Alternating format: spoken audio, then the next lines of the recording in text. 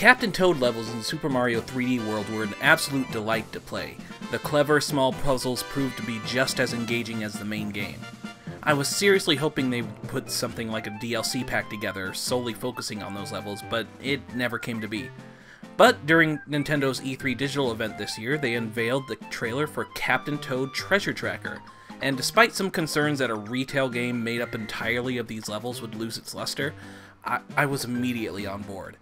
Now they've completed the final game, I'm happy to say that those concerns can be put to rest. Captain Toad Treasure Tracker is a puzzle platformer where you control our titular hero, as well as Toadette, as they explore over 70 different levels in search of treasure. What set these levels apart in Super Mario 3D World was that they were mostly one giant cube in which you have to manipulate the camera in order to find your way around the environment and collect 5 green stars.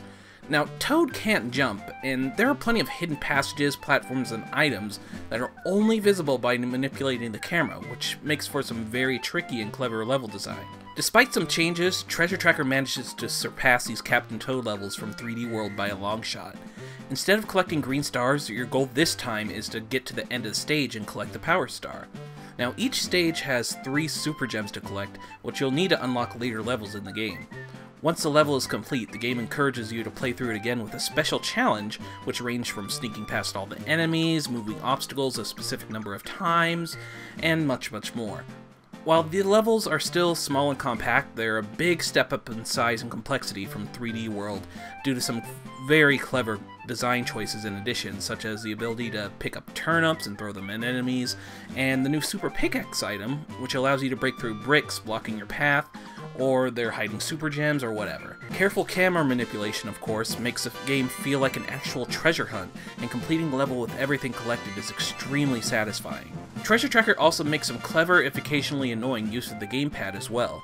Not only does the game feature off-TV play, but you can also use the touchscreen to move certain platforms around.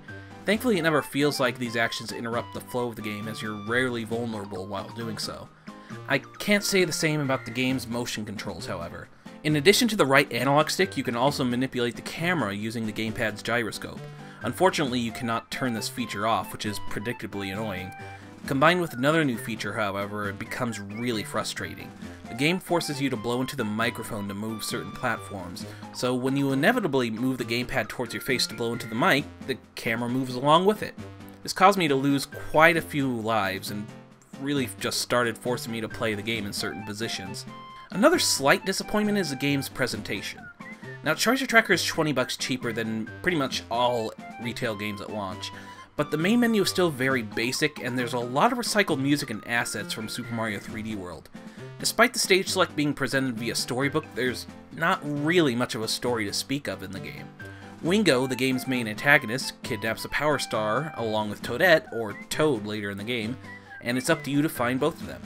They recycle this scene a few times along with Toad and Toadette sitting by a campfire as they see Wingo fly off in the distance.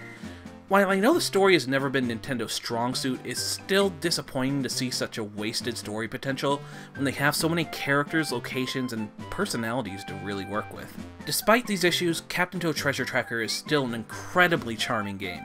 Getting from beginning to end should take you just under 6 hours, but if you want to collect every single Super Gem and complete each stage's special challenge, it'll last you way longer.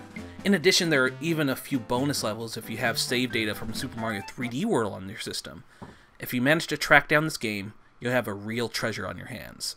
Nintendo World Report gives Captain Toad Treasure Tracker a 9 out of 10.